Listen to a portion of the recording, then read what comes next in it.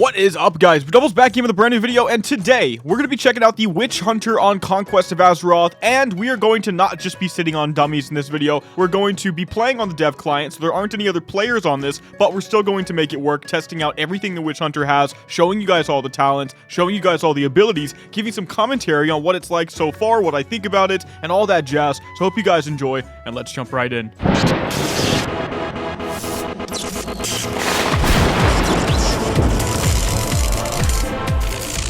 Okay, so I think I confused people in the last video. I played the Necromancer. I told you guys that I'm just going to be showing off the rest of the Koa classes just to basically get it over with so I can deep dive into it more and get ready for, Chapter 3. And so I was on the dev client, as I still am. There aren't any other people on the dev client, guys, and so that's why I was on the dummy. So we're going to be checking out the Witch Hunter in this video. Now, here are the two guys I was using. I didn't go over what a Necro is in the last video because we've made 3 prior videos on it, and I feel like it's self-explanatory, but the Witch Hunter might not be. So this is what we got going down. It is a range damage dealer and a tank. It also seems to do melee damage though, so it's weird that it's not in there. Anyway, primary resource is rage, secondary resource is mana. It uses leather armor, and they wield dual crossbows and strike down enemies at a medium range. They use dark magic and a shadow hound to blast enemies from a distance, and as you can see, wield your blazing blade, hunting evil at close range and defending your allies from harm. And it says you can quickly traverse the battlefield with highly mobile abilities. It says in the yellow, witch hunters are expert monster hunters that wield dual crossbows in battle, as well as dark magic, which comes at a price.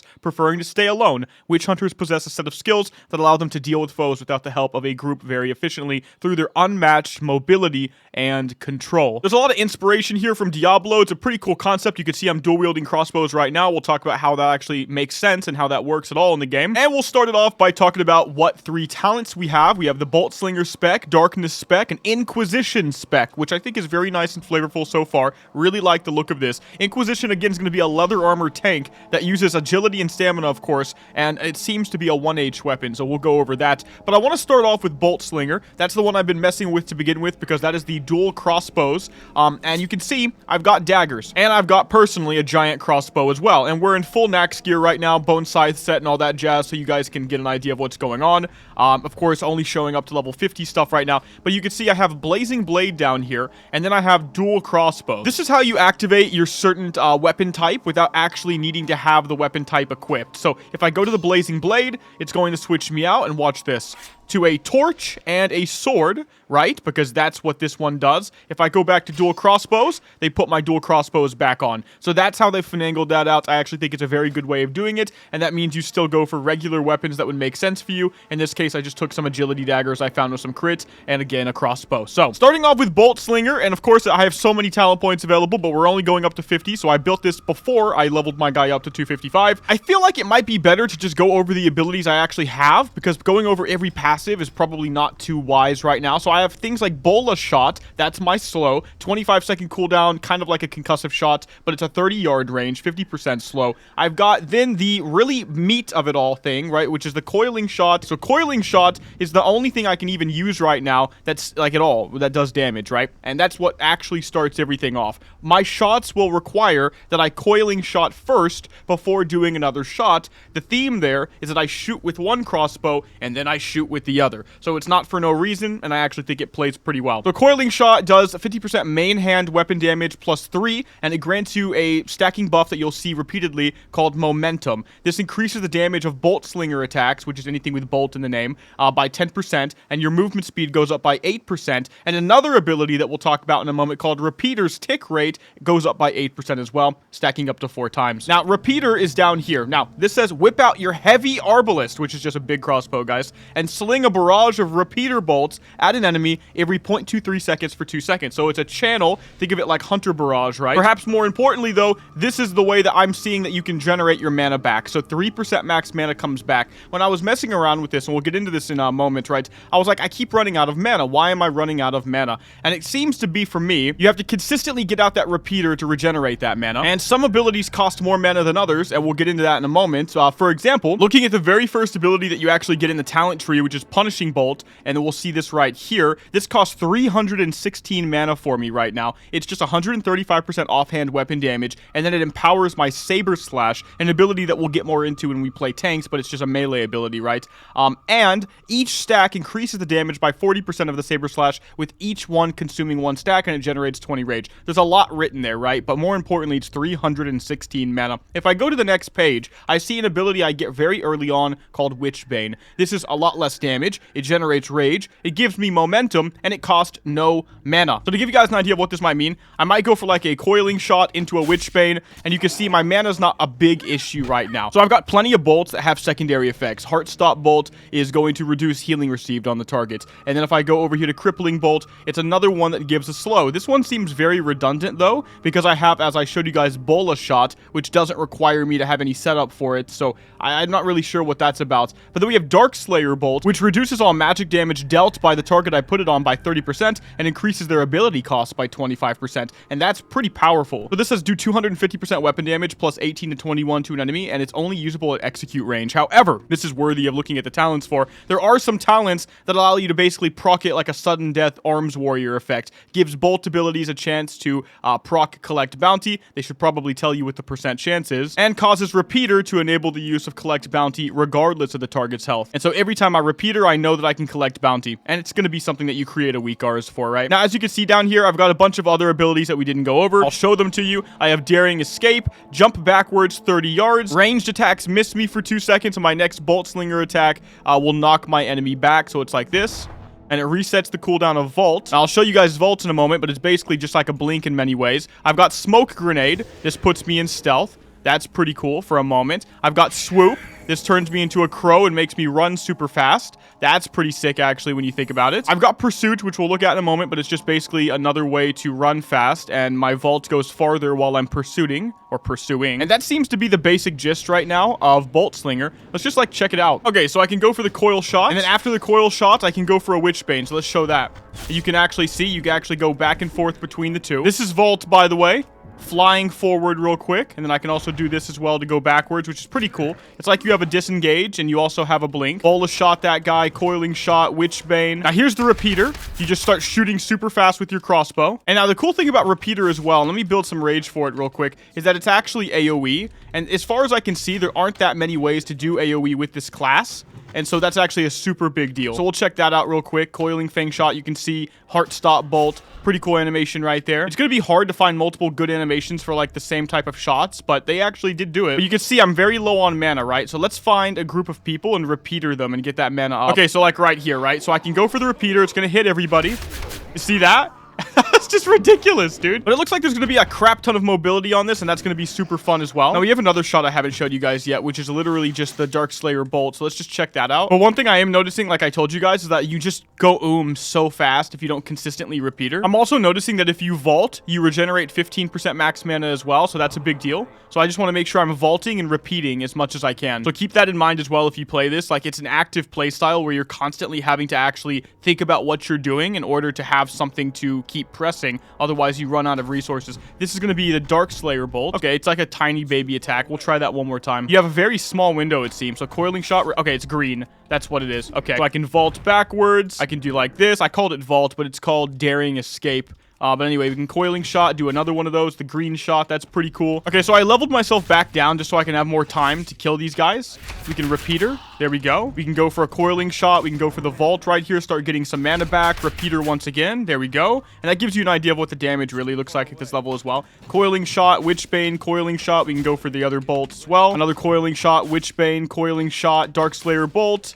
See Abomination, start going for that repeater on him. Bola Shot him, vaulting this way, getting that mana back up. And that's basically how it's going to end up playing. Lots of mobility. There's going to be a lot of nuance to how this works as well. I feel like it's definitely going to be, once again, one of those classes that if you're really, really good, it's just going to show compared to somebody just playing all right. I do think there's like a lot of different bolts and stuff like that. And I think that's what's going to add a different complexity to it. And the only bolt I've seen so far that is weird is, again, the slowing bolt, the crippling bolt. The only thing I can see that makes that even something to care about is that Bola Shot's on a cooldown, right? So, because I can go over here and Coiling Shot, and then I can just go for that insta-slow like that. Like, I don't even have to think about the Bola Shot, right? And that's pretty good, actually, in that regard. It's just like, why does Bola Shot exist, actually? If this exists, that's actually what I should be saying. It's not why does that exist if Bola Shot exists. It's why does Bola Shot exist. Anyway, I can go for the repeater as well. Vault backwards and then do this vault forward. Coiling shot. Yeah, the mana's not too bad, actually, once you start vaulting consistently. But one thing to keep in mind, too, is you have a very, very, very short distance with all of your attacks. 20-yard range, occasionally a 40-yard here and there, but it looks like most of them are at about 20-yard range. So this is not an archer archetype. It's not a hunter. You're not at 40 yards all the time. It's not Starcaller, right?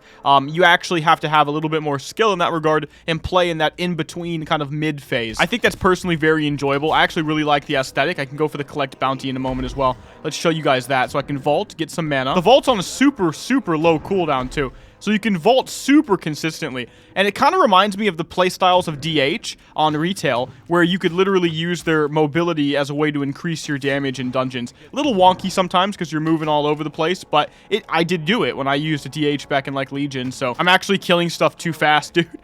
Even at level 60, I'm killing stuff way too fast right now. Okay, here's a repeater. Repeater does give me collect bounty. Let's just get, okay, here it is, here it is, here it is. Go, go, there it is. Did you see that? It was like coins that hit the guy, basically, which at least looks really cool. You're collecting your bounty. It does huge damage, but it's basically, like I said, a sudden death effect. So that's Boltslinger. I think that's like showing you guys how it's supposed to be playing with the dual crossbows. It's pretty fun. There aren't too many reasons to go for the other cooldowns, but I just use them right there. And pretty mild animations in that regard, which I guess is fine for what they do. I can go stealth real quick, though. Apparently, all allies gain 25% increased movement speed, and they also gain stealth from the smoke grenade. So this is going to be pretty overpowered, I feel like, overall. Okay, so darkness is a little bit different. You still have the dual-wield crossbow stuff, but you also have a flintlock shot, which is going to activate a brand new concept, which is the ability to focus on your witch hunter gun. So it looks like this is how you activate it. You fire a gunshot, you do some weapon damage, generate some rage, you get a stack of blasting powder to make your next witch hunter gun attack have 15% more damage, stacking up to 5 times. And let's just go ahead and check that out real quick and see what that ends up looking like. So we use it and we shoot, and it looks like this is like a steady shot effect. And I just summoned a hound, by the way. We'll get in on that in a moment as well. Now we also get torment. It does shadow damage over time, scaling with SP and range attack power. It heals for a portion of the damage dealt, and while active, the target takes 15% more damage from your shadow hound's track and shadow claw. And that brings me to over here. We get Hound Master's Whistle. Summon a shadow hound to aid you in combat. So let's check that out. It's literally a pet class in that regard. So there's my Shadow Hound, and here's his abilities, which is Track and Shadow Claw. Shadow Claw does damage and slows. It also makes them take more damage to my Witch Hunter gun attacks. Track does damage and slows again, interestingly enough, and generates a large amount of threat. So he's slowing people so that you can kill them. So I've got my gun attack with the flintlock shot. I've got Shadow Blast we'll go over in a moment as well. Here's the Torment, which I can put on this guy. He's taking shadow damage over time. So I've been told that you are actually supposed to utilize the crossbow stuff as well with this spec. And I won't lie, I've seen quite a few people get confused by that and complain about it. I kind of see why they think that now. I don't understand why it can't just be all in on the gun in hindsight. It just feels like that would be weird not to do with all the hounds and stuff spawning. We can flintlock shock, go for the torment. Shadow Blast, by the way, is another ability I got that just regenerates mana, does big damage. It spreads torments to everybody as well. It's like AoE, and it enrages my Shadow Hound with Shadow Rage, giving him more attack speed, movement speed, and making his attacks do more shadow damage. So you can see this as well. I throw my dude over there. He's attacking. He's doing his little thing. You can see my little buddy just being himself. I can bowl a shot right. When I look through this spec, the first thing I think is, wow, as soon as I start wanting to play with a gun, I've got a way for melee abilities to do more stuff and a way for crossbows to do more stuff. And it's probably wrong, to be completely honest with you, to force them to do the crossbow thing as well. Because I think the gun thing is good enough on its own, conceptually speaking. So I think that's a little disappointing for people. I think they're going to not like that as much. They're going to want to go full shadow gun hunter, which is just already badass, like I said. But in regards to like how the actual shadow gun part of this spec feels, it's really good. It's really, really good. I like it a lot. You have to keep in mind, if you want to switch around to the crossbows, you have to switch stances. So I'd have to, you know, for example, I could just actually go for the coiling shot, and it puts me into my dual crossbows immediately with this spec. So it's not like you have to actively think about it in that regard. So yeah, I can show you guys again. So I'm back with the gun, right? I go for a coiling shot. It put me back in dual crossbows. But if I go over here by vaulting, right, and I find a monstrous plague bat, if I go for my shot, it puts me back in auto shot mode for the gun. And then I'm back to using my gun skills again, which I think are super fun and feel really good so far. So it's just something to think about. Like, it could be the case that you can use just the gun already. But if that is the case, there's a lot of useless talents going on. And so maybe something needs to be looked at when it goes to the shadow spec. I don't know. Let me know what you think. Because, like, as I said, there's this for melee abilities, this for repeater bolts. This is really good, though. This is really good for what we're doing because it's shadow damage and agility, scaling with my spell damage. Critical strikes generate rage. That's pretty cool. But then the thing I want is going to lead down to Surging Tonic, which is fine, but then also to Escape Artist, which is not that good for me because the only way to get Daring Escape is to take another crossbow ability down here. So there's like a lot of dead space for darkness. That's definitely true. But anyway, it's a really cool concept. I'm a shadow gun user with my shadow hound. It's really reminding you of that one guy that dated Sylvanas, you know? And you know what? If it is the case that you have to switch between the two, it's not the worst in the world. But I think that one thing I've noticed a lot, and I've been saying this a lot, it's like we have 63 specs in this game, dude. To actually feel like you're forced to include a quadrillion playstyles in every spec, which they definitely had that problem right now on Koa. Like, every spec wants you to be able to switch between 1H and 2H, shield and 2H, gun and crossbow, magic and no magic. It makes more sense when you have so much variety by default to just hone everything in so that people don't have feels bad moments where, like, half their talents are dead. Because I've noticed that a lot, and it's been changed recently a little bit, like with the Blade Master Monk. And it might just be the case that something like that needs to happen to this spec so they can utilize more talents that are actually good for the gun aspect of it and can go hard into the gun only. It feels like they kind of went hard on this when it comes to hyper prioritizing stance dancing on basically any class that has stances, even if it's to a mild effect. But again, I do feel like most players just kind of want to like lock in what they want to do and just start clicking their abilities and having fun. That's only a minor criticism in my opinion, because at the end of the day, when it comes to like what Shadow is doing right in terms of the gun stuff and the torment and the shadow damage, the hybrid stuff, my little hounds following me around and doing cool stuff, I think it's really good and it fits the flavor that I'm looking for, hunting people down like Sylvanas' boyfriend. So that's pretty cool. Okay, let's switch over now to Inquisition, which is the melee spec, I believe, but it's a tank spec. You can see how this makes sense too, right? Like, they want to give you a melee ability proc right here so that you can actually use the repeater, I guess, as a tank, apparently, maybe? Or maybe you're using your swords more often than I think. Again, like trying to make you switch constantly. But look at this. As soon as you're like in here with your tank stuff, you have to choose a ranged ability to move on. And I feel like that's going to be weird for the tank, but maybe I'm wrong. I guess we'll go Punishing Bolt. Okay, so first impressions is that I've realized this is not a tank spec. They just haven't included the fact that it's also DPS. It's both tank and DPS is what I mean, not solely a tank spec. And that makes sense because so many abilities that you have to go through and that you look at, they have no relevance to being a tank. And it was really confusing to me at first, and it made me actually create a super bloated build full of random crap. So it seems like the community is feeling like this is pretty bloated, or even just like straight up overloaded, if that's like not the same word. It's kind of different, I guess, but there's like too much. And again, like, I feel like we've really got to hone stuff in. I really don't understand. It feels like there is so much wasted time trying to make so many specs do more than just the thing that they should be good at when it's already a class archetype within the class itself. The class spec is the specialization, and they keep trying to break up specs into multiple specs. It's almost like they wish really badly that Witch Hunter or other specs had like 4 or 5 or 6 different specs to include all the playstyles, right? You don't have to do that, and it feels like there was a lot of wasted time there. So, like, I don't know, like, will this actually stay a DPS and tank spec? Probably, but if it was me, I would see which one makes the most sense, which one players have the most fun with, and I would hone it in on that so that we can quit wasting time trying to make things happen that don't really add anything to the game besides waste time. So what I'm going to do is go down this left side of the tree and grab, like, the Witching Beast, so this has a summon as well. Now, it looks like there's definitely a fire theme going on, just so you guys know. Obviously, you use your Blazing Sword, so I can show you that. So if I switch to my Blazing Sword once again, torch and sword. Okay, so the first thing I'm noticing with this spec is that even when I tried my best not to have to pick as much, because I just went linearly down a tree, right, and didn't really think too much about it, I ended up with a lot of crap that does the same thing. Let me give you guys an example. First of all, that's the Witching Beast, and that's actually super cool. Look at that. It has Curse Guard. 60% of all magic damage the Witch Hunter takes is split with the Beast, like a Void Walker type thing. That's pretty cool. He can charge at enemies. He can do a swipe. He can do another Witching Claw effect, reducing spell power of the target. The Claw increases melee crit on the target. Wow, okay. So he has a lot of really cool stuff on him that makes him good. This is a really cool fantasy. But if you look at my bars, like, this is like just full of crap. And let me show you exactly what I mean. So I've already got Vault. Let's make Vault happen real quick by generating some rage. Okay, so I can generate some rage. I can Vault. But I can also do this for like a weird heroic leap that probably needs a faster animation. But then I can also get some distance, or rather kill this guy and look at this guy. And then what I can do is I can actually wrangle to charge. So I have 3 different ways on this guy to close a gap, basically. And it doesn't even end there, dude. It does not even end there. I also have Death Grip on this guy. Let me show it to you. It's a delayed Death Grip. They call it Burrow Bolt, which is actually cool. But you can see, as soon as I go for the bolt, I run away a bit. Look, he's going to get pulled towards me. So it's basically a delayed death grip in some ways, literally. That's okay, but there's 4 different ways to pull somebody towards you or to get towards them. I put those in the same category personally. Once again, like I can charge, I can vault, I can do heroic leap. Like, is this Cataclysm Warrior with steroids because it's like attached to the DK? It looks like it. Also, who the hell is this guy? What are the odds that I get found over here by this other GM, Nova?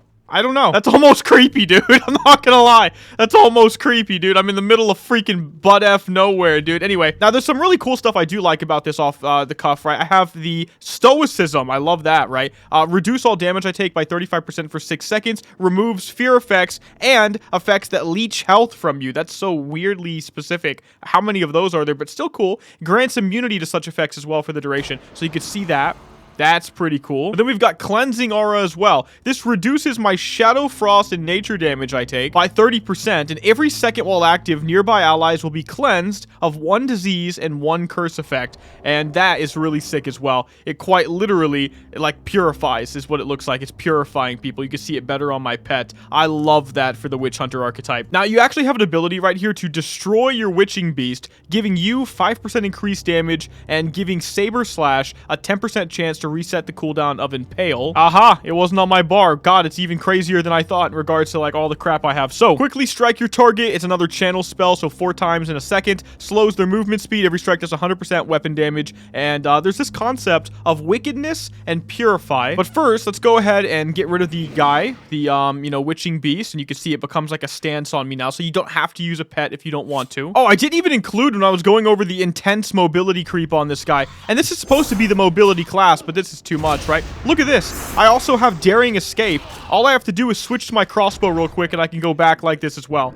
And, like, that's an easy thing to do. There's, like, nothing to it, right? It takes away some rage, the literal same way that switching a stance might on an old school warrior if you don't have that one arms warrior talent, but it's not that deep because the Daring Escape doesn't cost any rage. So if you're just trying to get away, it's like, oh no, I'm running from somebody. Oh, I got to get the extra mobility. And I just, you know, do what hunters do, where you switch around real quick, you disengage backwards, you switch back, and then you just keep going. It would be so easy. So there's 5 different ways on this guy, which is probably too much. But then I have so many strikes that just make me feel like they all do the same thing. Like, they just bleed together to me. Now, this concept of Purify and Wickedness, so you get this when you first start your Witch Hunter at level 10 and go for the spec. Basically, it says some abilities may put you into the Wickedness or Purify statuses, right? So Purify says reduce all damage you take by 10%, increase healing received by 15%, melee attacks apply Sense Evil, Wickedness gives you 10% more damage and 20% more attack speed, and melee attacks consume Sensed Evil to deal bonus fire damage. And then all these abilities that actually have different effects based on what you're in will do different things. And you can see right here an ability that actually gives me something. So Duskblade grants me Wickedness. We can try that.